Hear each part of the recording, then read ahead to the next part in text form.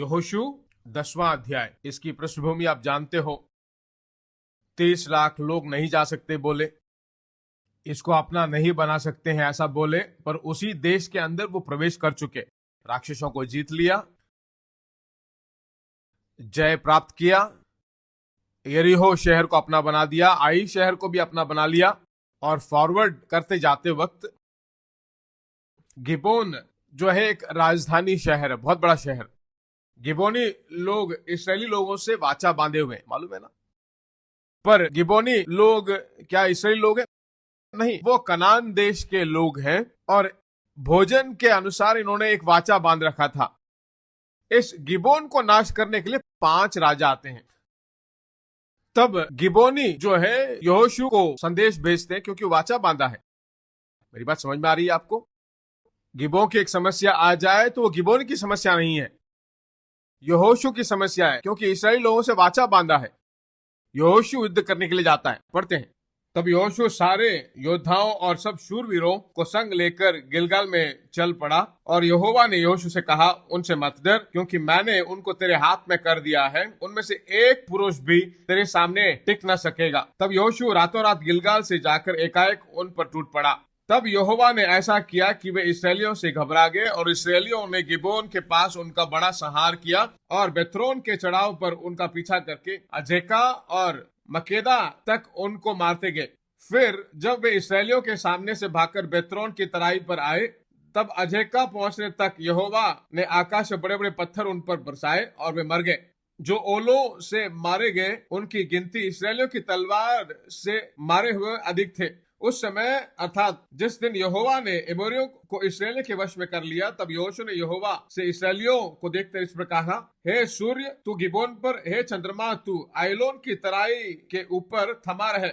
और सूर्य उस समय तक थमा रहा और चंद्रमा उस समय तक ठहरा रहा जब तक उस जाति के लोगों ने अपनी शत्रुओं से बदला न लिया। क्या यह बात यशार नामक पुस्तक में नहीं लिखी है कि सूर्य आकाश मंडल के बीचों बीच ठहरा रहा और लगभग 4 पहर तक न डूबा? न तो उससे पहले कोई ऐसा दिन हुआ और न उसके बाद जिससे यहोवा ने किसी पुरुष की सुनी हो, क्योंकि यहोवा तो इसराइल की ओर से लड़ता था। युद्ध हो रहा है। युद्ध होते वक्त इनका हाथ बढ़ता है और बहुत सारे लोग मर रहे हैं। युद्ध जो है 6 बजे के बाद, जो सूर्य अस्त के बाद नहीं होना चाहिए, तब से आज तक यह युद्ध का एक कानून है।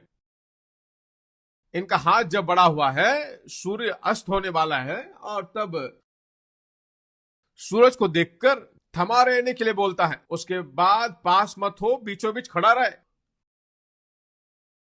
एक पूरा दिन पूरा उजियाला है। इसने सूरज को थमाना जो है उसका उद्देश्य नहीं, इसको जीतना है। इसको उजियाला चाहिए, और जब उजियाला होगा तो जीत जाएंगे। अगर वो चला जाए तो वापस आते वक्त नए बल से आएगा। तो हाथ उठाया हुआ जब रहता है तभी जीत जाना चाहिए। तभी कहता है, हे सूरज थम जा। आंसू नहीं बहाया, बोलता है और वह थम जाता है। यहोशू को क्या विज्ञान मालूम है? नहीं मालूम। सूरज थमाई हुआ है हर वक्त। सूरज हर वक्त एक ही जगह में है। सूरज के चारों ओर ही जो है ग्रह घूम रहे हैं। उसने नहीं कहा कि हे भूमि थम जा, उसने कहा सूरज थम जा। इसको जय चाहिए। एक कार्य को विश्वास करता है, मुंह खोलकर बोलता है, और परमेश्वर कार्यों को पूरा करता है। किसको उसने रोका वो आपका काम नहीं है। सूरज को उसने रोका या भूमि को उसने धीमी गति में जाने के कहा, वो हमारा काम नहीं। ठीक उसी तरह हे किडनी ठीक से काम कर, कैसे डायलिसिस होगा वो तुम्हारा काम नहीं, वो अपना देख लेगा। वो कैसे नहीं, वो आपका काम नहीं है। आपका काम क्या है? चंगाई में रहे।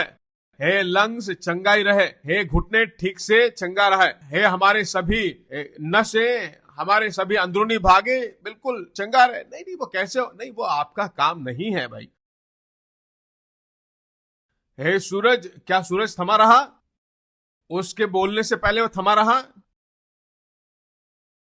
वो थमा ही रहा। उससे पहले भी वो थमा ही रहा। पर सुनिए अच्छी तरह, सूरज एक ही जगह रहता, वो घूमता नहीं है। परमेश्वर किसी चीज को, सूरज हो या चंद्रमा हो, उसने रोक दिया है, वो उसका काम है।